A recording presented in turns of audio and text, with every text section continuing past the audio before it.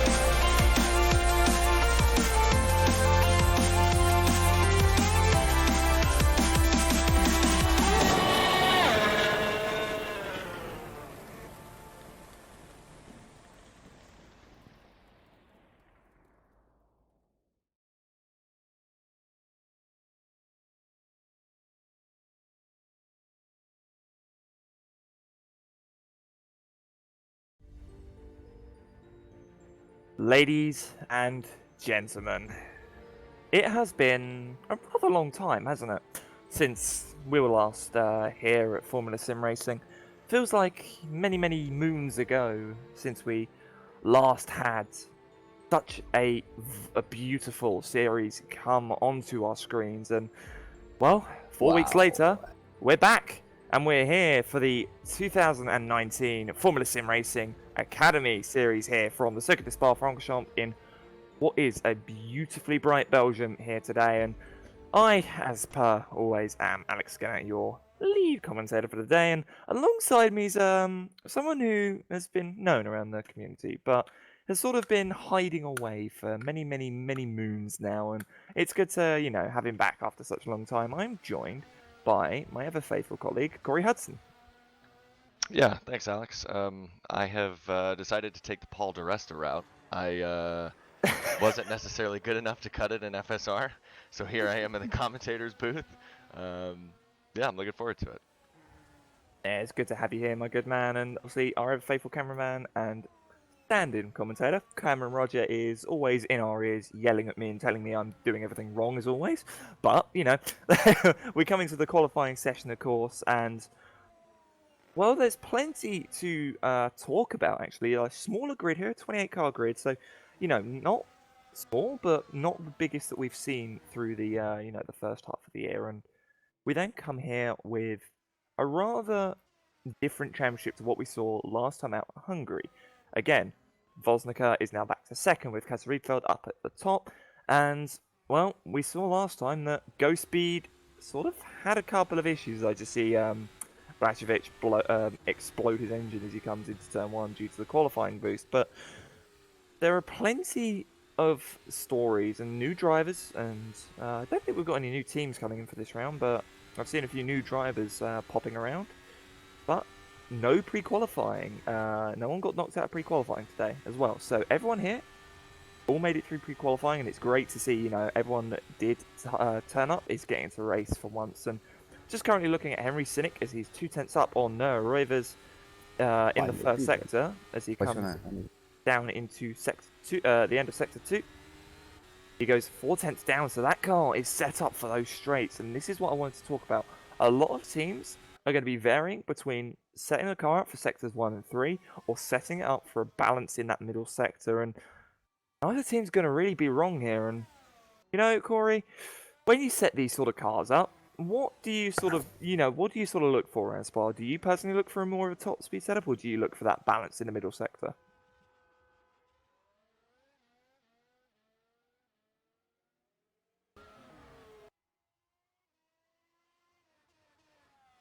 think we have potentially lost Cory, but no Roivers up to third place straight away. Oh, I'm with you again, Alex. I'm sorry. Welcome back, Cory. to answer your question, I personally prefer a car that's a little more balanced, but for anybody else that's driven, there's nothing more frustrating in the world than having a great balanced car and then someone just flies by you on the straight again. So what I think is going to be interesting to look at actually is lap one. If these cars that are more balanced put in a better qualifying lap, it could be total chaos down the main straight on lap one with all the cars in the back that are much faster. So it'll be interesting to see.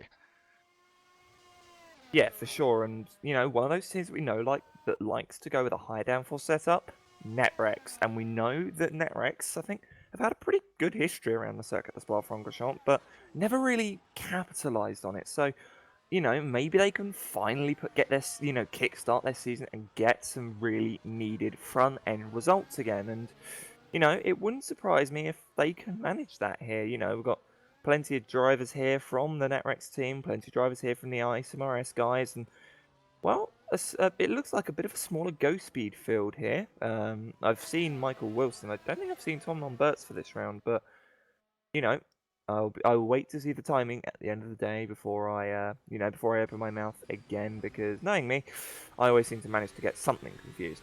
But we'll find out come the end of qualifying. But at the moment, just having a look on board with a couple of teams, as Matthew Tucson, who's currently in second, is on a purple first sector here. Now, this is a team that, well, it's going to be interesting because these guys have been having a lot of help from a couple of teams recently, and a couple returnee members of the squad. And it seems that car, ever since, as I've just seen, was that Jan Vosnicker having a massive screen freeze into the front, nearly into Matthew Tucson there, but that was scary and, surely would have scared Matt a bit. But that Invictus team has been slowly moving their way forward. We saw it at Silverstone, we saw it at Hockenheim, we saw it at Hungary, and they are moving forward. They are a force to maybe be reckoned with. And I wouldn't be surprised if Tucson, Shea Hatch, if he does, turn up, and their new driver, Isaac Morris, I wouldn't be surprised to see those guys at the front potentially, and it could be a really, really good race today. But then again, there are plenty of other teams there that want to do just as well, and well, one of those guys is going to be, obviously, Niranjan Kumar. He's moved from NRWO to TCS off, so good to see Niranjan in a car, and probably with a team that's actually going to be able to assist him a bit more in terms of, setup and, what he's doing. And he's already proving it, being up in 9th place in qualifying at the moment. And Cory, you look at these drivers that have maybe, moved teams, maybe come in and already proving their pace. Do you think that, what do you look, say as a team boss or as someone from the outside to, rate that driver? Do you look for, their first race with that team, or do you look more for longevity? That's a good question. I would say longevity. I can give a perfect example. So when I started 2016, my rookie teammate it was called Pro at the time, was none other than Mark Hutchinson. And he's done all right for himself. So he went the whole season with us in Breslin, and since then has kind of hopped around. So I really don't think that what team a driver's on or how long he spends with it is necessarily indicative of what he can or can't do. I think it's really just important for him to find the best place for him as a driver, and the results will come. God, 2016, bro. God, that was the year that I actually came in, ironically, with Invictus as their engineer for Lorenz Doherty, and God, that was Germany I came in. God, I think you were racing that one as well, Cory. I was. That is wow, Mark yeah, that's like a throwback, man. But that was the race Mark brought out basically half the field, including myself, but we don't get into that. Nah, it happens, and everyone makes mistakes. He's more than made up rookies. for it since. Oh God, yeah, but God, it's been so many years, and I knew I recognised you from somewhere. I thought I recognised that name when I came in. You came back. So, obviously, again, the driver of FSR, two FSR drivers in the commentary booth, even though one a bit more successful and less crash happy. Well, not less crash happy, but less disqualifications than the other. But obviously another person we're just going to actually thank, as he is very quiet and obviously muted up, is Pascal Chapon, who is actually standing in for our normal race director Peter Schulze who is away on personal matters, hopefully enjoying himself with those personal matters. But obviously, Pascal here doing the RD work today, and I can't thank him enough. And obviously, we've got Cameron again on cameras. So, looking up and down the field. Now, Pauliano is currently 800s up on Noah Roivers through the first sector. Is he going to be able to get anywhere near that in the second? He's going to be a second down in that sector. But this is interesting because this is where these, more back-end known drivers could actually really push forward. And again, you'll never know, as Tom Lambert's obviously currently second place, so has pushed Matthew Tucson down. But Lambert's another driver that recently moved, obviously, to Go Speed. Moved to Go Speed for the, it was the Silverstone round of the championship? Yeah, Silverstone round of the championship. Came in, pretty much won that race, and then, has just proven himself to be a front runner in that car ever since. So, we'll see what he can do here today. Oh, yeah, and another thing, actually, this is a good point that Cameron has mentioned to me. The majority of the drivers doing qualifying laps are on the super softs, that middle compound tyre. So, a lot of these drivers that we're seeing up the front that are on ultras, they're going for a different strategy. And this is what's going to be crucial, because the ultra soft tyre here is not the tyre to be on during the race. It is too degrading. It doesn't hold its life that much. So you're going to see a lot of drivers prefer that super soft, the super soft and the soft tyres, of which have also been brought to this round. Don't ask me why. Cameron thought it'd be a good idea. But either way, we've still got another 7.5 minutes left of qualifying, and just looking to see if anyone's on a decent lap. Isaac Morris is actually currently up in the first sector on Roivers. Runs out slightly wide, knocks it down his time. He's in 10th place at the moment, so he's already looking good to score points on debut for Invictus. Funny enough, was only signed a couple of weeks before this race as well, and has been putting in a lot of practice laps since, and is currently actually qualifying ahead of championship leader Cass Reitfeld. But obviously Cass is on those super softs, so we'll have to see. But obviously, plenty of time left.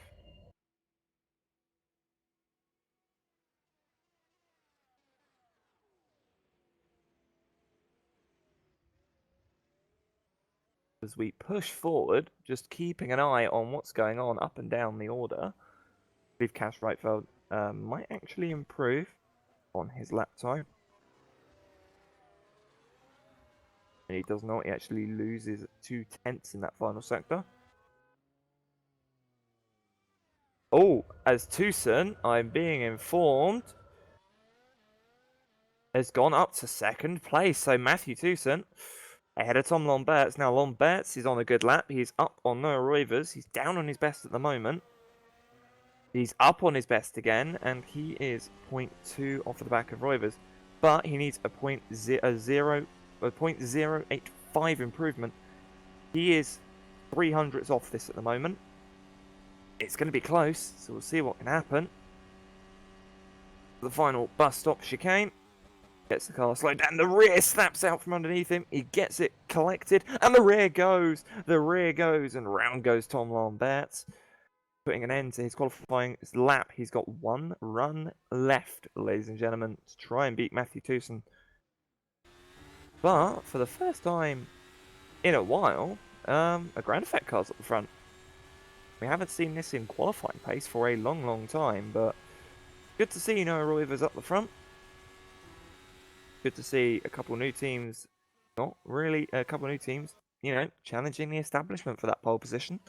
But it'd be interesting to see what they can do in terms of strategy, because I don't think a one-stop is possible if you start on the ultras. So, we'll have to wait and see. 5 minutes left of qualifying, and have you done many laps of this mod, Cory, at all? Or have you sort of come into this blind as to what the hell these cars are? Ooh, I'll be honest with you, I haven't. It was something I was meaning to do this week, because I actually, 2017 was my last year, and that's the year we dabbled back with the 2010 cars, I think is what it was. So I haven't driven one of the hybrids in a long time, so I wanted to get a few laps under my belt. I didn't ever get around to it, but we shall see. God, those 2017 cars do still make me shudder to this day. They Yeah, really that was a do. good time. It was not. But obviously, either way, we've got plenty of time to dabble about on the history of what cars we love, what cars we hate, because I think we can all agree the 2016 car was one of the best cars I've ever driven. As Cory will go. Yeah, I agree. Yeah. And it was a shame it was spilled on me as a rookie. I didn't know what I had. Yeah, for sure, and it's definitely aged with beauty, that car. But then again, we've now got these new hybrids. As I'm being informed of something going on at the front, that I'm just trying to find who Cameron was notifying me of, because my ears are about as great as sandpaper. But either way, we'll have a look. And also, hopefully, we don't have as big a retirement rate as we did last time out at the Hungarian, because, well, you know, that's for pro to do. As I made the joke last time. Won't make that 2 weeks. Make that 2 races in a row. As Henry Senick, no improvement in the middle sector, so it'll be pretty much his lap, really done here. And ECS off seems to be coming in with more and more drivers as well.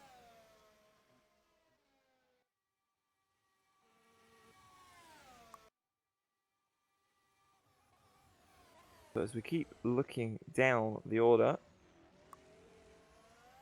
don't see anyone on a purple. I take that. Never mind. I was about to say I take that back if someone was actually purple, but they're all set up for the middle sector. Whereas it seems the pole sitter, sorry, they're all set up for the first sector. The pole sitter seemingly set up for the middle sector. And Matthew Tucson leaving the pits for his final run with 2 minutes and 40 seconds left. Lambert's doing the exact same. So it seems a lot of these guys wanting to get out and do their final laps. Get them done. So that will be interesting to see. If the pole sitter is set up for the middle sector, goes back to what we were talking about earlier. If the other cars can deal with the dirty air, it will be interesting to see how their straight line speed affects his ability to keep his car in front. Sure, we've seen multiple times that straight line speed can seemingly be a bit of a better setup for these cars, and you know, you can make up. We'll see at Monza in 2 weeks. I think it's 2 weeks time, where where people will actually set up more for the straights instead of the actual corners of Monza, because just gain more time from being at higher speed for around Monza. And I think, to be fair, the same could be said here. You know, as long as you can get the car around the corner without it wanting to murder you in the middle sector, I think top speed's going to be a better option here. I'm just watching Isaac Morris start his final run here today. Final lap, sets the car up and go on board actually. As you come into the first corner, you hit the brakes, shift down as quick as possible, second gear, let the car run itself wide towards the curb, accelerate down up to 8th gear before you get to the bottom of Eau Rouge, and full throttle all the way up the hill and over Radiant. Car will actually stick pretty nicely. You open the DRS down the Kemmel straight and get the car as left as you dare, and try not to hit the grass, of course, as you hit the brakes into Les Combes. Get the car on the curb and make sure you get the weight transfer correct, otherwise you're going to be off in a barrier very quickly. Come down the hill into the long right-hander. Got to make sure that car sticks there through the corner with no name, the most ironic corner in the world. Run out. If you do tap that wall, it's not the end of the world. And well, he comes into Pouhon, shifts down, not got that trust in that middle sector, I don't think. And with him being purple, I don't think he'll be able to take it, but he hits down the gears into 4th for the S's. This one I think has so many names, I've forgotten which one is the one to use. Run the car out, hit the brakes down into 4th or 3rd, depends on your preference of traction, and you can floor it all the way out on the run out of Stavelot towards Blanchimont. At this point, the car will be screaming, please, please turn the boost down, and you'll be telling, nah, not happening, as you fly through Blanchimont full throttle towards the final corner. Brake as late as you dare, get the car turned in, run it as straight as you can to the inside, and then let the car run out wide, hit the DRS and towards the line, and that is going to be 6th for Isaac Morris as well. A beautiful lap for the debutant. Great to see many debutants in the race today as well.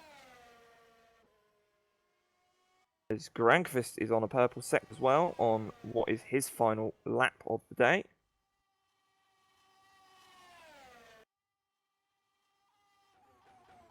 Through the section. Hit the brakes into Stavolo. See if he can still be. No, he's 3/10 down on Roivers. But this is the thing, if these guys are what, a 10th quicker in a straight line, in just that first sector alone, I think Roivers might struggle to get that back, even though if he's gaining 2/10 a second, the amount of time that these guys, gain through sectors 1 and 3, I don't think Noah's going to be able to really make anything up for it, but I've been proven wrong before, so I'll keep my mouth shut for now. Yep, there's only one way for us to find out. So Grankvist was across the line. And he will actually go third place with that run. A great run by Jan Grankvist will actually drop, I believe that's Vlad Tokarev. No, sorry, Matt Tucson off of the third place spot. And a lot of drivers moving down the order. It's Kaz Reitfeld, 11th place. SimRacing made a brave mistake with their setup here today.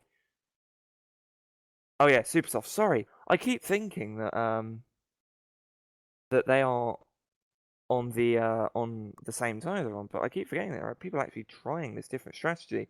And what's impressive is he's in the top 10 with that time, and Balascalia, I'm not sure if this is right. I think he might actually be where he is on those tyres, on the softs, but that might be a different story, and I'll wait for Cameron to yell in my ear telling me I'm a complete moron and don't understand anything about qualifying. But both can be true, it's okay.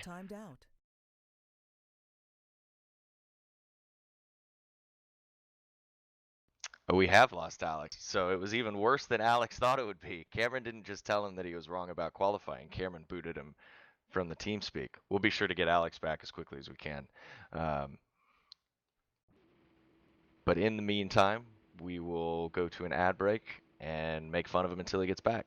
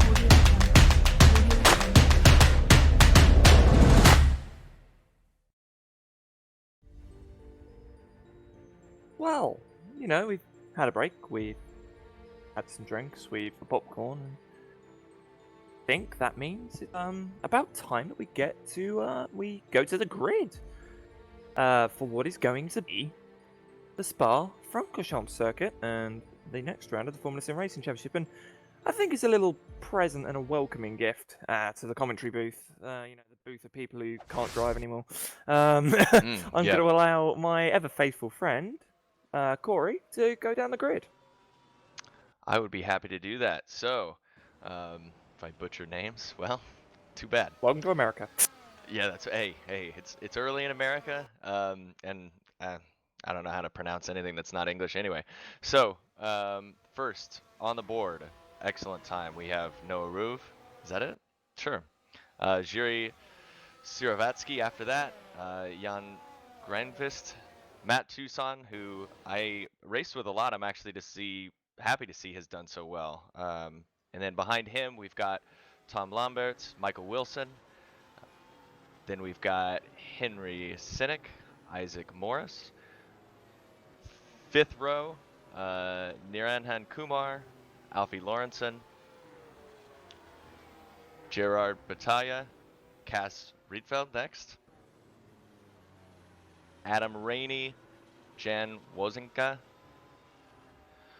Marco Ferlich, Andrei Borotovsky, Danny Robbins, Indrik Remitz, Balaz Galiar, Milan Rachovic, my old teammate, Rainier Vigier, Paulie Ahonen, and then the always popular Mialo Vicentovic, Anton Skirichenko, and rounding out towards the bottom of the grid, we have Angel Banagas, Zolt Suchis. Oh, you really set me up with that one. Raphael Sebastian, Che Hatch, and then finally we have George Chatzi Pantelis. I love doing this for new people who come into FSR because I always make them do the academy grid because they're always the hardest names to pronounce. But no, so well, see, I told you I have phonetic notes for pro, but you don't have any for here. I don't, and the names in pro much simpler than the names in academy. It that's turns the whole out, point. So. Well, as Noah Rivers lines up on the grid, obviously George Chantapantelis starting from the grid. I'm surprised you got Vicentovic's right because most people get that one wrong. But either way. Well, I raced with Vicentovic for 2 years, so he's one of the longer drivers. May or may not have gotten into each other once or twice, so. Or 5 times. Yeah, possibly.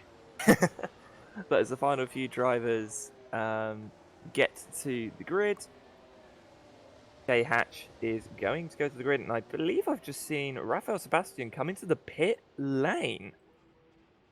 So Raphael Sebastian is going to start from the pit lane here, ladies and gentlemen. Confused as to why, because he's on a good set of tyres actually for the start of this race. So maybe predicting that it's going to be a bit of a chaos show at the front of the field. Either way, the cars will now sit there, boiling their engines, boiling their brakes. And as we wait for what is going to be 5 red lights that come on, and they do, the 3 lights, the 4 lights, and the 5 lights. And it's lights out, and away we go for the Spa Grand Prix, and immediately half the engines smoke into life as Roivers gets through Siravatsky's second. Lambert's already being challenged by Tucson, but Tucson has to hold back. There's contact in the background. I think everyone's gotten through turn 1 safely. Everyone at La Source has gotten through safely. That's always a great start. We come up through Eau Rouge and Radion. I believe everyone's going to get through safely as well. Although I've just seen a car off. That is Milan Racevic off the circuit. No front or rear wing. He is out of this race on lap 1. Meanwhile, Siravatsky coming under pressure from Tom Lamberts as Tucson's actually dropped down to 4th behind Lamberts. Wilson dropping behind Jan Grankvist through Les Combes. And everyone getting through Les Combes nice and cleanly as well. It's always a good start to see from everybody here that they're all clean, as Danny Robbins has actually crashed at the top of Radion. So 2 cars out on the first lap. Not the best of starts, but it happens. As we come through towards Pouant. Seems that Tom Lamberts is going to try and size up the back of Jiri Servatsky. No, not a super clean start, but not nearly as bad as it could have been, especially considering even the pros get it much worse than that sometimes. Yep, for sure. I've seen worse accidents in Pro and even World Championship than I have in the Academy Series this year and in years gone by. So, good to see. And, well, Henry Sinek at the moment is trying to get onto the back of Michael Wilson. Seems he might be able to do that in the near coming laps. And, well, it seems that Driller's Motorsports car is set up for the straight line because look at this. Probably using a bit of boost as well. Goes to the outside of the bus stop chicane. This is for P6. He's going to have the inside, but Wilson covers it off nicely. Allows that move to not happen. Oh, and we believe that Grankvist had a jump start, so he's in the pit lane for a penalty of some sort. Meanwhile, Adam Rain is diving down the inside of Balascalia into turn 1. Doesn't make it work as well, but, you know, has to hold back and keep his cool. And meanwhile, just looking at some of the tyres that people are on. Well, obviously, oh, sorry, no, I'll take that back because Tom Lamberts is looking to the inside of Servatsky. Meanwhile, there's a bit of a fight going further back. Lamberts has to back out Wilson and Sinek side by side. Oh, a bit of contact, but Sinek is going to get the place. And Lawrenson, well, Lawrenson's going to have a look as well, but I don't think he's going to be able to make the move here. Isaac Morris on the back of Jan Vosnica. Obviously, those two, Vosnica and Kaz Rietveld, who's behind Isaac, fighting for the championship lead at the moment. At the moment, I believe, I can't remember what the gap in the championship is, but it's 15 points, so Jan needs to outscore Kaz by 15 points to jump him in the tables. And, well, the two Jans going at it. Oh, no, sorry, no, because it's not Grankfist. I'll take that back. It's Jan Wozniak versus Alfie Lawrenson for P7. And, well, Jan is on those super soft tyres, so he's on an ideal tyre here, and so is Alfie Lawrenson. So, expect to see these guys push forward at the start of the race because they are going to have way more tyre life. And we've seen before at high degradation tracks that when the softer compound dies off, oh boy, so does the pace. But meanwhile, Lamberts just losing a bit of time to the back of Servatsky in front. And this is what I was pointing out, as I've just been pointed out as well, that the Ultrasoft soft is impossible. It won't work. So, I was right. I did say this earlier, that can't do a one-stop here unless you start on the supers. So, a lot of these guys committing themselves to a two-stop early on this race. That is interesting to see as well, because this isn't necessarily known as one of those tracks where track position is the most important thing. I mean, it's always better to have your car in front, but it's sorry, not. Lamberts on the DRS to the inside of Servatsky coming into Lake Com. They're side by side. But Servatsky manages to hold it. And sorry to cut across you there. Oh, yes, I've seen that as well. I think Cameron Wilson gaining past Henry Sinek as well. And sorry to cut you off there, Cory, because the second something happens, I'm very good at noticing it. It's better that way. Yeah, but this isn't a track that's known necessarily for track position being king, like some of the street circuits. So it is interesting to see. These teams must have their strategy figured out and figure that they can make up the time in the stop. But we'll see. You've been right so far, so I don't see any reason to doubt you yet. No, for sure. I've made enough strategy fumbles in Formula Sim to country to, you know, learn my lesson after a while. And, you know, so is our cameraman. But we come down towards Blanchimont and Tom Lamberts in the slipstream of Servatsky. That go speed looking very, very quick indeed. Comes through Blanchimont, a dirty air. Not really making any notice, but Tom's going to have to go the long way around. Or is he? No, he's going to hold back. He's going to wait for the DRS and maybe make a move into La Source. Out to the final corner. The DRS flap pops open. And I just don't think he got the drive out of there, so I don't think he'll be able to make it. He'll have to do it down the Kemmel Straight, so we'll keep an eye on this little fight. As meanwhile, Jan Vosniak trying to get past Alfie Lawrenson. Not going to happen. Actually, it might do. They're going to be side by side as they come down towards Eau Rouge, but Alfie is going to hold him off for now. So back to that fight for second place. Down the back straight, the DRS open for Lamberts. The closing speed is mental fast, and Lamberts late. There's contact between the two, and Finally, the Belgian gets past Siravatsky, and now it's opened the way for Mattuson as Vosnica gets past Alfie Lawrenson, and Kaz Riedfeld gets past Isaac Morris in the meantime as well. So, what does that leave us, ladies and gentlemen? Well, it leaves us a bit of calm in the storm, because it now means that everyone's sort of settling down into their pace and settling down into their places, and for now, we've just got to wait until that pit cycle comes in, and I think for the ultra soft runners, that's going to be around lap 7. Meanwhile, a bit further down, Kumar is closing up on the back of Isaac Morris, so good seeing Aaron Young Kumar having a bit of pace underneath him again. He's been one of those dark horse drivers, I feel, even with the NRWO guys, very, very quick indeed. But now, with that TCS off outfit, seemingly a bit more solid and consistent these first few laps. A bit further down though, Adam Rainey's going to come under pressure from Ballas Galliard, so he's finally gotten past the Netrex, but the Netrex seemingly wants to get back past him, and as they come through Blanchimont, both on the soft tyres, Galliard backs out of it, and Rainey lives to fight another day at the moment. Although, Henry Cynic, nearly having a little look there. I saw that look from the Drillers Motorsport car of Cynic, and Wilson not really bothered by it, it seemed. Everyone up the front, the top 4 pretty spread out now. Wilson under pressure from Cynic because, oh my word, that dirty air, Jesus almighty. Here we go, Cynic to the outside. Wilson just has no answer to that speed, lets him go. Oh, and locks up in the process. He locks up in the process there, and now has Jan Woznica right on the back of him. Woznica looking very, very strong here indeed, and on a set. Jeez almighty, Jan, keep that car stable for me. Whew, okay. Yeah, I wonder if the Ultrasofts have started to go, because it looks like Wilson is really struggling out there, and the cars behind him are really not suffering yet from degradation. Sure, and Jan, obviously being ahead of Alfie Lawrenson, was already right on the back of Michael Wilson. It was actually challenging him coming towards Pouon, but just not able to make anything work, and I have a feeling he might have a look into the bus stop. But what Jan's got to do is know that his teammate, Kaz Riedfeld, is on the same tyres as him. So at the moment, same strategy. What we've got to wait for is that first cycle to see what people do. Will people commit to a 2-stop and go with either another set of supers, or go to the ultras as Jan to the outside of Wilson into the bus stop? Still there, and he's through. So Woznica gets the move done.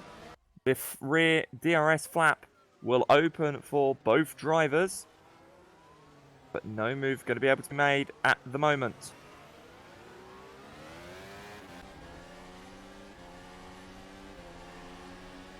But something that has been pointed out to me, the first one on the Super Softs, Cory, Henry Cynic. Now, we haven't spoken about him all race, but he's closing up the back of Matthew Tewson, and he might be on the podium before too much longer, on pace alone.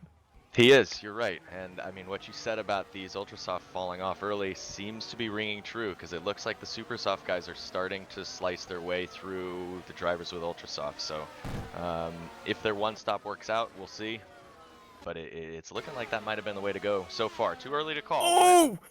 Oh my god, I think that was contact between Wilson and Woznica, because Wilson was tipped sideways and sort of drifting it through. And, well, he's managed to hold it, but he's lost the place to Woznica. At the moment, Woznica with a fair few cars between himself and his teammate now. But, yeah, for sure, and as we actually have to look back up to the front of the race, because Roivers versus Lomberts, these two have been going at it, and I've known they've been going at it. I've been keeping an eye on them, but not really any moves made as Lomberts runs wide out of Stavolo. Going to compromise his exit, but he's got enough boost and fuel mix in that car to, you know, just casually pull up to the back of the ground effect car through Blanchimont.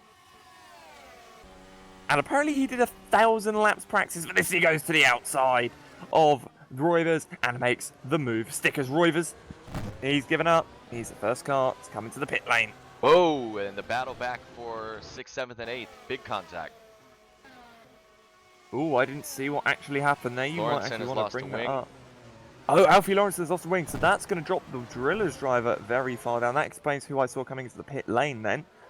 And the leader is pit as well. Wilson goes onto the soft tyres, so he's going on a one stop. Oh no, sorry, he's going to go on ultras to the end. Roivers goes on to softs, expected.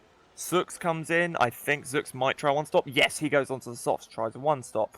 Lawrenson, he's going to go onto the super softs for this stint.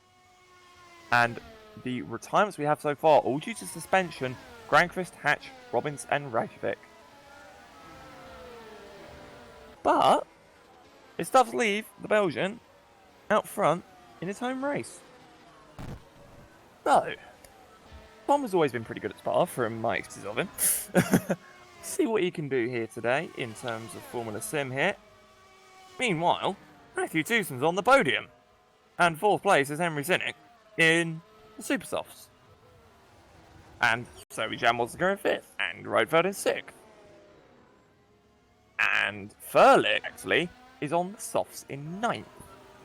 This could be interesting as Ben Echas is out of the race. I believe he might have binned it at the top of Radion. A lot of drivers have been, you know. And apparently he came together with George Chantapantalis, Mr. Popular. Never seems to have that luck that he needs. As Tom Lambert's end of lap 6 is going to stay out. So Servatsky, so Susan. So this is interesting because I said I think the first one's going to come in around lap 8, but trying to push a one stop, so apparently, so it could work out in their favour if they can keep Sinnick behind. It could really work out in their favour here, and as Furlick and Kumar were trying to go at it, and now Rainey's trying to have a look. Rainey's up to 10th, by the way, ladies and gentlemen, so Adam Rainey's really pushing forward here. But we have to look up the front because there's going to be some DRS trains going on. As Ben Echas is out of the race as well. I believe he's had a disconnect somewhere. And a bit further back, I see Furlick having a look to the inside of Kumar. That's Rainey, sorry. Not going to work there. I think a lot of these guys are trying to push a one-stop because these Ultrasoft runners, if they're staying out, they might as well push that one-stop, Cory.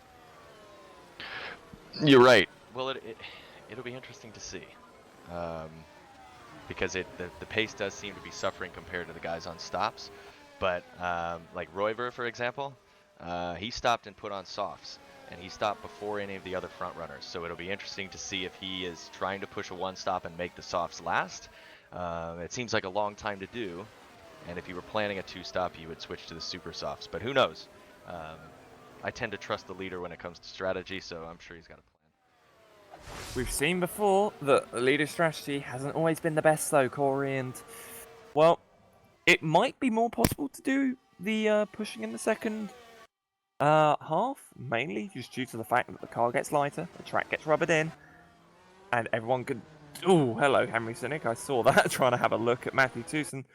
But also a couple other retirements. Lawrenson is out of this race, and so is Vihir, so I think maybe a couple of accidents have gone on down the back of the field as Furlick and Rainey side by side towards turn 1, both with DRS. Rainey on the inside. Furlick defends. Rainey has to drop back, but he's still got the drive out of turn 1, out of La Source. They head down. Morris also in the pit lane.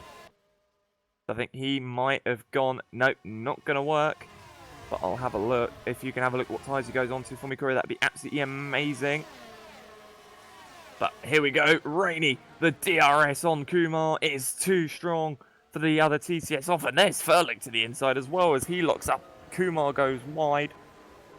Has to go tight. Allows Galliard to go through. And now Kumar drops off the back. So, what tyres did Morris go on then, Cory? He's softs. So he might be trying to do the same, and he's actually only a couple of seconds off the back of Michael Wilson. This could work out for the Brit. So this will be interesting to see what he does. And with the leaders, with Lambert's actually pulling away from Siravatsky now, it could work out in their favour. And I think to get to the end from, you know, actually making this work, if you're on the Ultras on the first, you know, for the first stint, if you want to be pushing the Ultras longer, I think he's coming around, what, lap 15, lap 16? make that one-stop work as Lombert comes Lombards into is the into pit the lane, and pits. so does Siravatsky, leaving Matthew Tucson to lead this race. He's definitely pushing a one-stop. Yeah, as he starts his 9th lap on the Ultra Softs, I can't imagine what driving that car feels like right about now, especially with Cynic right on his tail. Apparently the Ultra soft can work from now. So, the longer these Ultra guys run, as much as they're going to be slower in this phase, they might be able to make that one-stop work. As Lomberts comes out behind Roivers, and Siravatsky comes out behind Lomberts, and Cynic goes to the inside for the race lead here. He's going to be on the inside. Tucson gives him room, but Tucson is still there. They're going to be side by side, and through goes Henry Cynic. Henry Cynic takes the lead, and there's a bit of a wiggle from the rear end of that Drillers. And Tucson's going to run wide. The tyres have given up. They're calling it. They're going, please change us, take us off. And he can't do that for another half a lap. Well, that overtake was huge for Cynic too, because we're heading to the part of the track where overtaking's difficult. So Reitfeld and Woznica going to be stuck behind Tucson, give Cynic a chance to pull a gap. For sure, and what this also means is that Cynic can start to pull away from Reitfeld and Woznica. And actually, in that, the Isomeris guys have swapped places. I don't know where they swapped places, but they've swapped places nonetheless. So this is now allowing those guys, they're now going to get held up behind Tucson potentially for a little while, and maybe until the Camel Straight. But what it's going to mean is that Cynic can pull away now, unless of course Tucson bails this lap and goes on the soft. Have to see. Cynic stays out, and Tucson bails. Tucson bails into pit lane. Now this will be interesting to see where he comes out. That pit lane is really bumpy on him. It's nasty. So here he goes into pit lane. Woznica is in. Woznica is in. That's early for a super soft runner. He should be coming in about lap 12, I think. But actually, that's a fair point. I've completely forgotten. Jan is very hard on his tyres as Tucson goes onto the soft. So does Woznica. Oh, they're going to be very close. They're going to be near side by side coming out the pits. And Jan backs off. Lets Tucson come out ahead of him. And they're going to come out just in front of Morris, who's ahead of Wilson. Isaac Morris has come out ahead of Michael Wilson, and Woznica's engine is smoking. That's not good. Although, I'd assume now he's running, he'll be fine, but Woznica is going to have the DRS coming on to the back straight. This is crucial for position. And here he goes to the left. He's got the DRS. He's going to fly through. And Tucson's just going to have to go, nope, can't do anything, and just let the pole go. Meanwhile, Borodovsky is up to 7th place, ahead of Noah Roivers, so they're having a little fight. And Lomberts, this is for the effective race lead, actually, I believe, because once everyone's pitted, effectively, this would be where these guys would be, but I'm not going to say it's effective anymore, because I think the Ultrasoft guys are now actually getting a slight advantage with these leaders being, the Supersofts, with these guys being in traffic, as Roivers and Lomberts are stuck behind Borodovsky. Getting it pointed out to me that Well, and yeah, Kumar 10 laps on the Ultra Softs and off, so tried to stretch those tires a little too long, I think. That is a shame for Niranjan Kumar. Obviously just pushing it a bit too hard. Here we go, ladies and gentlemen, we've got a fight for the lead going on as Adam Rainey comes into the pit lane from 3rd place. I think he's having nosebleeds being that high at the moment. But meanwhile, Castle Riedfeld, through Rouge, over Radio, and into the slipstream of the Drillers. No DRS for... Oh no, he actually has got DRS. Okay, fair enough. Yeah, Reitfeld's running about a second a lap faster, because the gap this time 2 laps ago was 2.5, so he's flying. Well, going why he's the championship leader, he's very quick, sometimes makes some vital mistakes, but has been really pushing forward today, and apparently Paulie Allen, who I believe started on the soft tyres, apparently up to 3rd place, as Lomberts is up to 4th, Siravatsky up to 5th, and Roivers is down to 6th. Woznica 7th, Isaac Morris 8th ahead of Tucson, who's in 9th. So Morris is effectively very high up the order here, and I'm impressed with him. because they're all obviously ahead of Jan Vosnica, the guy, Roiva, Siratsky, and Lomberts. So this is really impressive for these guys, and just gotta wait and see what happens for Henry Sinnick and Kaz Rietveld as to when they come in. But I think they're going to be coming in within the next 2 laps or so. Have to see. Sinnick towards the bus stop. Same with Rietveld. Sinnick stays out right for then, so Kaz is in. Championship leader into the pit lane. This is going to be interesting as to where he comes out in relation to people like Lombert, Siravatsky and such. But remember, he's going to have the fresher tyres come the end of the race. You can see Alnan through the final corner. Comes towards the start-finish line. Through goes Alnan. Kaz on the jacks. Kaz off the jacks. And he's out behind the 2 Invictuses. That's interesting as well. Hello, Wilson. Wilson getting very loose in the background. Here comes Adam Rainey. Saved by Wilson.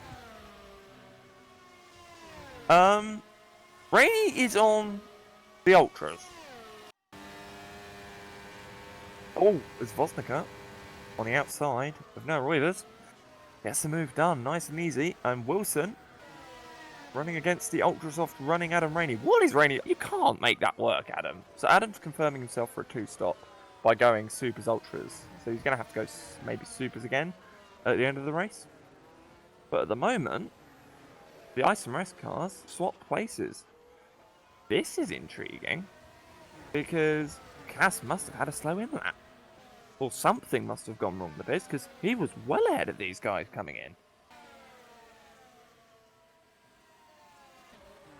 Meanwhile, looking back to the front just to see how Henry Sinnick is doing. He's about to come through Blanchimont, and I think he'll come into the pits this lap. Otherwise, he's crucially ruining his chances of, making this strategy work. And he does, and he comes. There he goes. Bouncing into the pit lane goes the Drillers Motorsport car. Oh, you don't feel that in a GT, you just notice the car just lovingly going in. Whereas in a highly strong F1 car... They built the wall there for a reason. Yeah, exactly. And meanwhile, Paulie Allen now leads the race for, I believe, the first time in a while. And good stop for Sinnick. Yeah, very good stop for Sinnick. He's going to come out behind a good few people, but Bomberts is looking for that race lead overall. And the Belgian looking to win at home here, ladies and gentlemen. And, well, I think he might just have that lead in the bag because the DRS opens, the boost mix goes up. And, well, the closing speed is a bit too much, I think, to deal with for Paulie Allen, and he just has to concede in the corner. Lombert's making it look easy. Oh, I've just seen Tucson makes a mistake. Kaz Rietveld going to go through.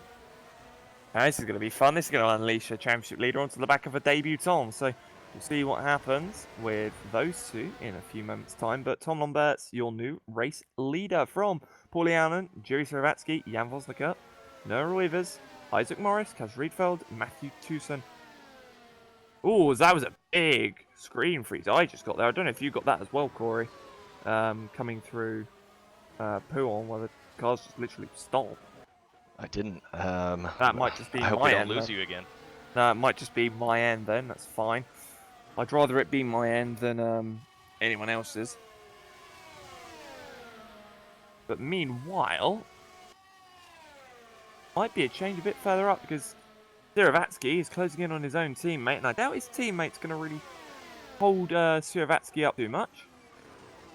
Coming to the bus stop, Siravatsky going a bit defensive, but that's because he's saying that I'm coming into the pit lane, so he goes through. And now Vosnica on the back of Siravatsky, both with DRS. So no move going to be made until a source. And Rietveld getting close to the back of Morris. Getting close to the back of Rainey. So many drivers going to be having some many moves go on. And if Yang can dispose of Siravatsky in the coming couple of corners, I think we could have a race for the lead in our hands come the end of the race. I think you're right. I can tell you we're having fun watching the battle for second and third, but no one is enjoying it more than Lombert's up front. hoping those boys slow each other Oh, down. So Morris, he can just... Morris to the outside of Roivers. Morris is looking for 4th place. Ladies and gentlemen, there's contact between the two. Roivers gets spat right. There's contact between the two again, and Roivers has to hold the car. Reitfeld goes through. That was a great save by Roivus, but that was never going to work. Through the second part of Lacombe, no way. No, and this unleashes Reitfeld into 5th place now. And Tucson back onto the back of Noah Roivers.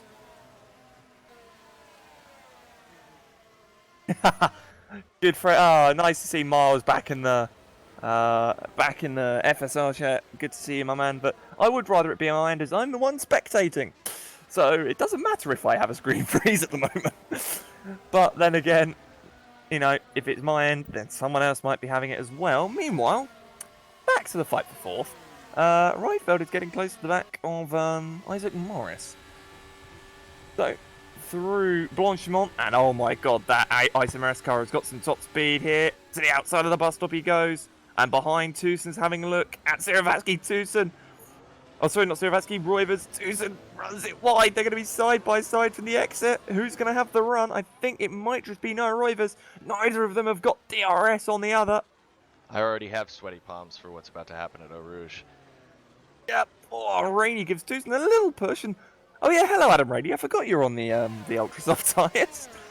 But Adam Rainey, the only one really on a different strategy to anyone in this race, actually. Now I think of it. Comes up through us. Look at the grip the Ultras have. He's just going to cruise past Tucson. Although I say that, Tucson's got DRS. All three have got DRS. They're going to be 3 wide coming down towards Lacombe. And Tucson's going to go through. And Cynic's going to go into 7th. Rainey maybe even takes P8. Roiv's about to lose maybe 4 places. 3 places within 2 corners. But then he's got his teammate involved, Marco Furlick, trying to have a look at him. Lacombe has been the place to make moves this race, it seems. Oh, for sure, indeed. And what this has done is allowed Isaac Morris, who's now been passed by Kaz Reifeld, just to have a nice bit of breathing room from his teammate Matthew Tucson. And, you know, it's really working out. And meanwhile, Bosnica still hasn't gotten past Siravatsky.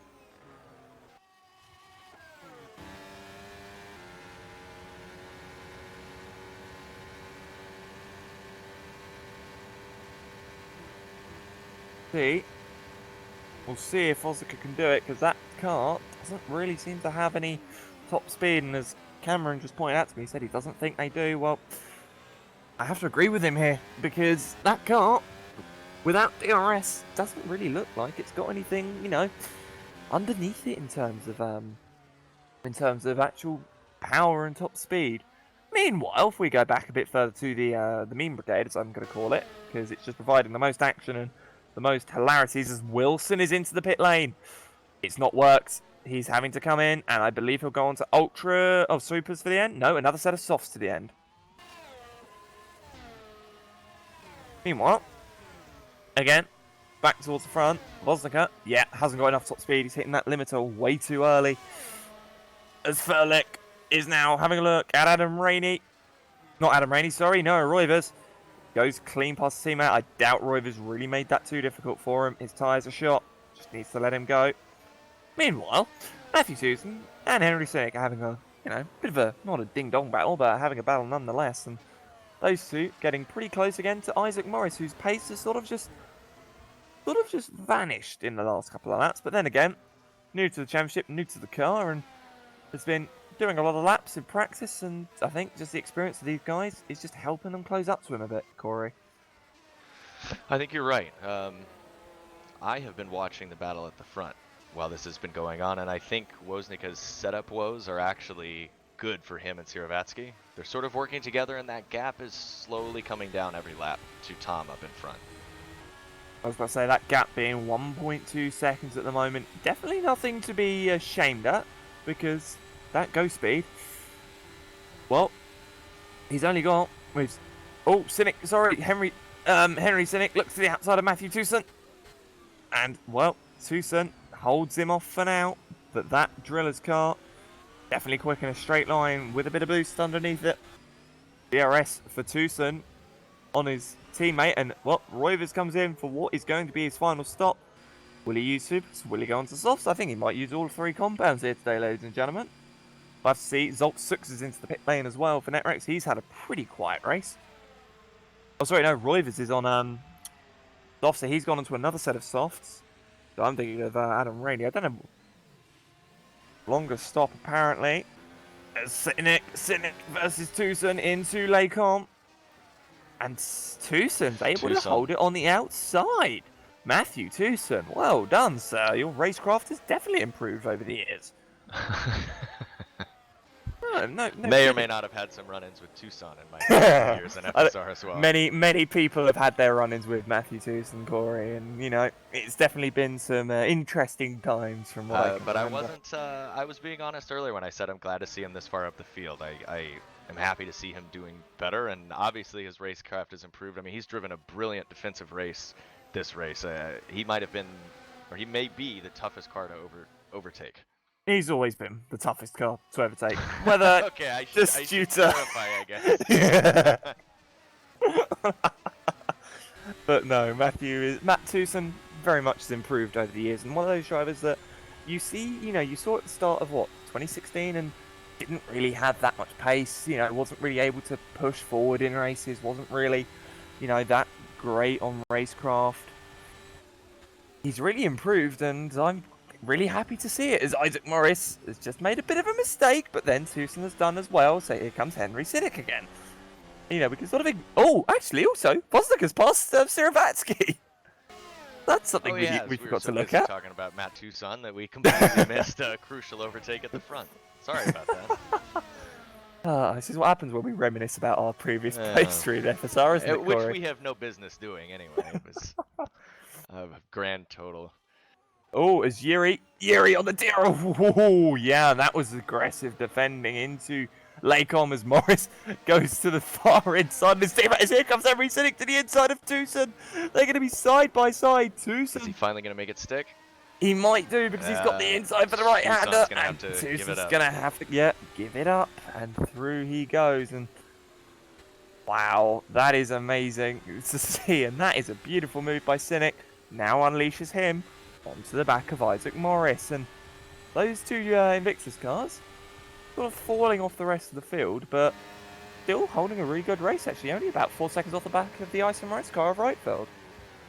Which is pretty incredible considering how hard they've been battling, that they've been able to maintain that pace.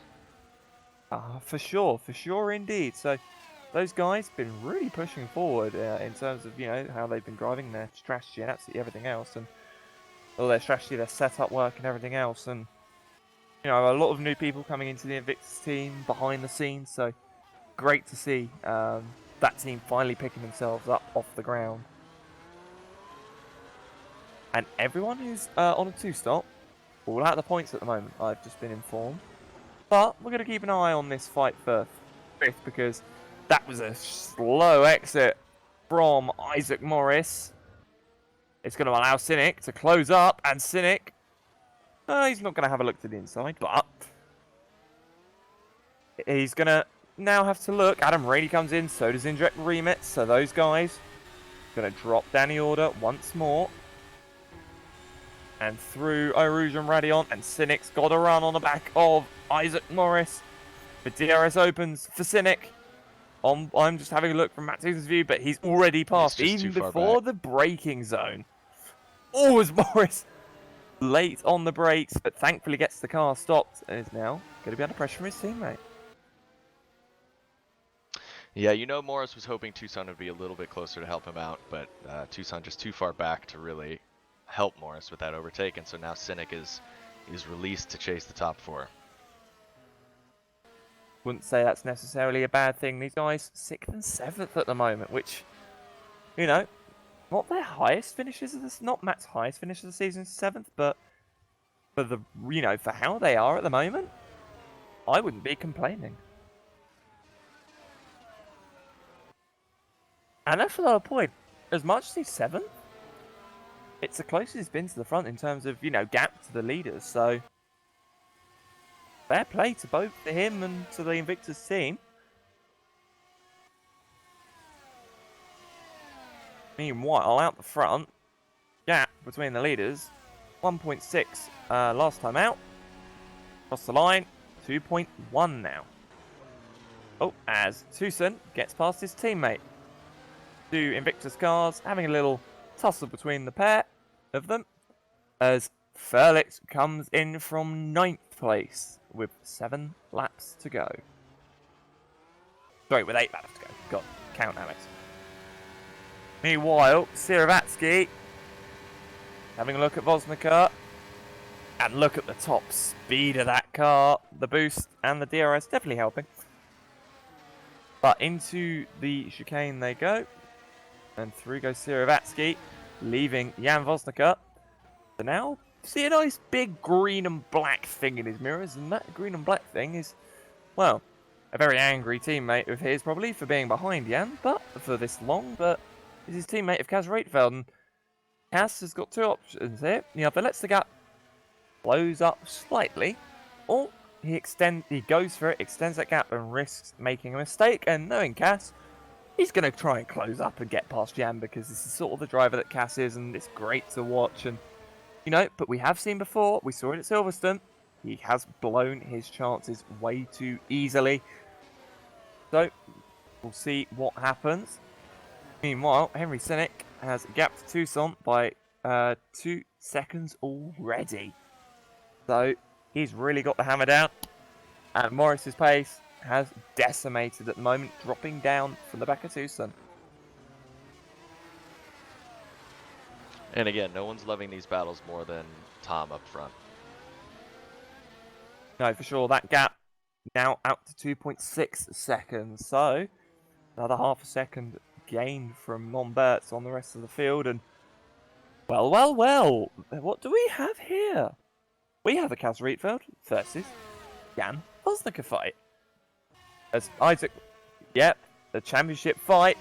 This is going to be for the bragging rights mainly here, but this is also going to be critical in the championship. And through goes Kaz Rietveld on Jan Vosnica. Vosnica has no top speed compared to his teammate with DRS. And, well, here we go as Morris, Borodowski and Galliara all in and out of the pit lane. With a few laps to go, they will all, I'm sure, be on Ultra Softs, going for fastest lap. And Isaac Morris has come out ahead of Noah Rivers. So the pole sitter, and the one that you yourself, Cory, said you trust his strategy, is out in 13th. But might get 12th place though, because he is about to breeze down the inside of Isaac Morris, and through he goes. No, that strategy call blew up in his face. Unless the degradation of the leaders is just brutal over the next 6 laps, it really didn't work out for him. For sure, and currently Siravatsky actually chopping that lead gap down by a couple of tenths, so we'll see what he can do. And now Cass is free of Jan, and Jan has dropped off the back of Cass, so Jan is really, really slow at the moment. I think the tyres are dead for the Polishman. Cass can just cruise up to the back of Siravatsky and cruise up to the back of Lombert, but does he have enough time to do it? Oh, Jan! I've just seen Jan rear end go mentally wide through the first part of the bus stop. So, tyres are dead, ladies and gentlemen, and Tucson is still very close to the back of Henry Sinek.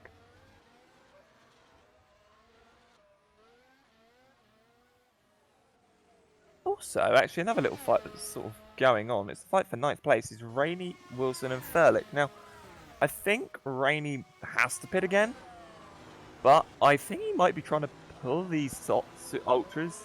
Oh, he's already pitted. Okay, so Rainey is going to the end on these tyres. So Adam Rainey has made that 2-stop work. So kudos to him. Wilson making the 2-stop work. Furlick making the single-stop work. Isaac making a 2-stop work at the moment in terms of where they are in the points.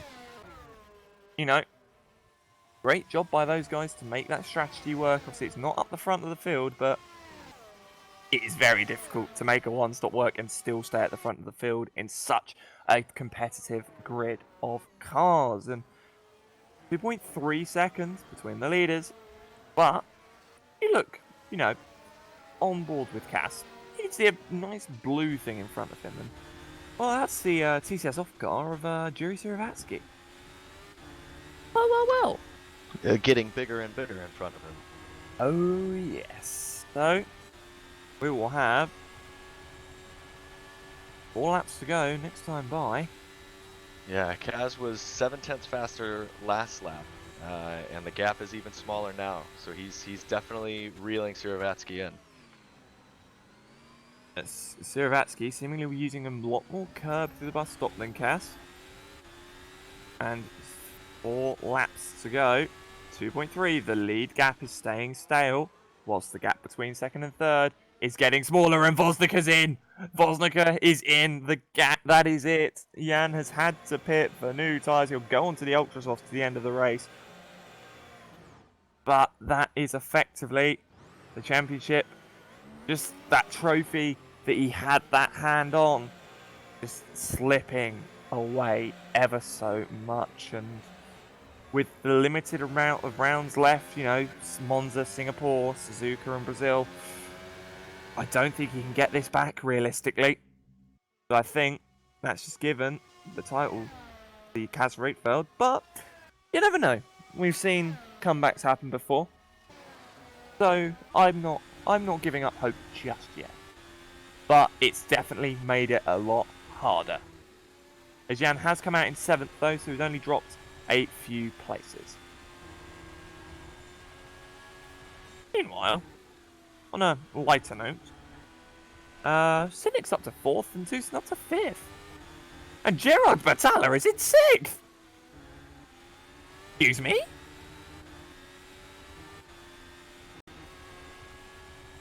I'm surprised that because Gerard started 11th place and he's climbed 5 places over the course of this. Amazing drive by Gerard Battalla. Great to see him having a really good day. We've seen his brother Edward Battalla have a really good day, but great to see Gerard have one as well. And with 3 laps to go now for the leaders. 1.9. Oh, hello. Can't make a mistake. Has Tom's tyre died? What's going on here? And Kaz is sort of seemingly struggling to get onto the back of Jiri Siravatsky now. So, have to wait and see. Yeah, it looks like Tom is struggling the most in Sector 2, which is good for him, though, because that is the hardest part of the track to overtake. So, if he can keep his speed on the straights, he might be able to hold it out. We'll see. For sure, indeed, as Isaac Morris gets past Michael Wilson into La Source. The Ultrasoft tyres finally starting to come in handy. Meanwhile, Noah Roivers has dropped behind Indrek Remitz, who's also on the Ultras. And I think Michael Wilson might have a look back on Isaac Morris coming up towards Lake Om. Sorry, not Lake Om. Yes, Lake Om. God, Alex, get your corners right. But the top speed for the Ghost Speed, easily there. Going to be that Isaac has to find another way through, maybe towards the end of the race.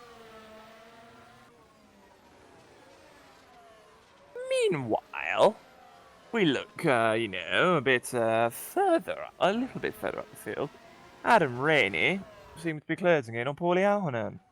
He's actually, after his stop earlier, is in 8th at the moment. He's obviously running the opposite to what the majority of the front runners did, which is he's running softs then supers. Really done a great job here, and for Paulie, who doesn't really have those great sets of races from what I've seen, he's really doing a great job today. As Isaac, I'm gonna have to keep an eye on this 12th place fight. Cory, you have a look elsewhere because Jesus Christ. Oh, meanwhile, actually, it's Kaz and Siravatsky. Yeah, he's closed up the gap. Take it away, Cory. So we'll see. I want to know how much these two guys get their elbows out. I mean, they're both on for a podium. Sinnick behind is not threatening. Do they play nice, or do they fight for those little extra points between second and third? It looks like they're not going to play very nice. But that was as easy as it gets for Rietveld. Sure, indeed. And a bit further down, actually, that 12th place fight, or that 11th place fight, sorry. Wilson and Morris were fighting extremely hard. And, well, Morris was actually past Wilson through Blanchemont. Wilson ran extremely wide, rejoined in front of Isaac Morris, who I think just went, "Nah, I'm not gonna, risk you potentially coming into me when I come through."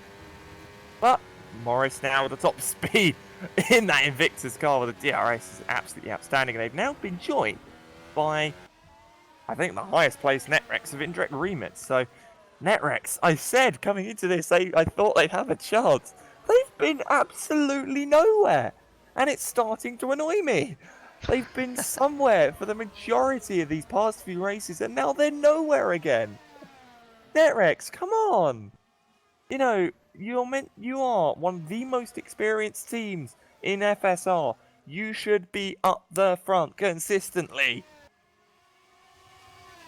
Meanwhile, Jan Vosnica is having a look at the back of Jared Patella. Vosnica on the Ultras. Gonna be on the outside. Not gonna work. Gonna be in the slipstream on the inside now. 2 breaks later, it's gonna be Vosnica.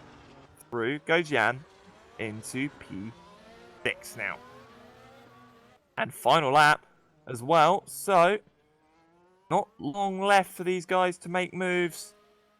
Meanwhile, Marco Ferlich and Adam Rainey are close as all, both of them getting extremely squarely coming out of the final corner. And I think Isaac Morris, Indirect Remits, and Michael Wilson are all going to be scrapping at it for this final lap of the race. As Wilson's gone wide. Wilson's run the car wide. Got very late on the brakes. Wide went Wilson. It's going to allow Remits to close up, but Wilson's going to have the DRS. I think that might have been on purpose, Cory. I think he might have gone, I know he can't get me anywhere else. I'm just going to let him go through here and get him on the straight. Oh, well, especially with the DRS. I mean, we've seen Formula One drivers do that before, so I wouldn't be surprised. Now, if it doesn't work out for him, it might backfire, though, because they're still side by side, and Wilson's round! Wilson is round! The chance that he made a 200 IQ play has blown up in his face. nearly an Oh, unsafe Michael. rejoin as well. Very heads up of Noah there to not collect him.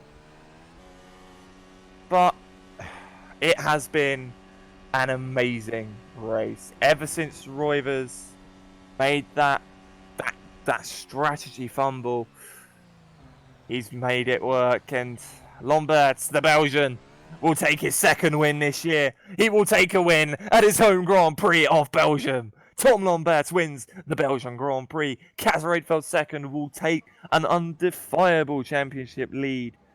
Duravatsky third, Sitnik fourth, Tucson in P5. And a great race for him. 6th place will be Jan Vostica. Damage limitation for him. Gerard Patala, the best race of his season, in 7th. 8th is going to be Paulianen, again, the best race of his season, and a great race for TCS off. And Marco Ferlich is going to beat Adam Rady, who gets a top 10. Isaac Morris, 11th on debut. Indirect Remits, 12th. Roivers, 13th after what could have been. Wilson, 14th after what could have been. Sux, 15th. Boratovsky, 16th. Galliard is 17th. 18th, Vicentovic after contact early on. 19th, Anton Skirichenko. Of everyone, I don't think I mentioned him once today. 20th is going to be Rafael Sebastian. Again, quiet race for him. 23rd, George Chantapantelis. Again, so much could have happened for him and not worked out in his favour. But that is your finishers. In your retirements being Niranjan Kumar, Vigier, Lawrenson, Benejas, Brankvist, Hatch, Robbins, and Ratchvich. Thank you for not making me do that again, by the way. I'm not that mean. Yeah, I mean, Tom up front, the entire last stint, he was in control. I don't think the gap ever got below a second. No one was within DRS range. I mean, that was a world-class drive by him the very last stint. All he needs to do is put in 1,000 laps every week, and he'll be in a good place.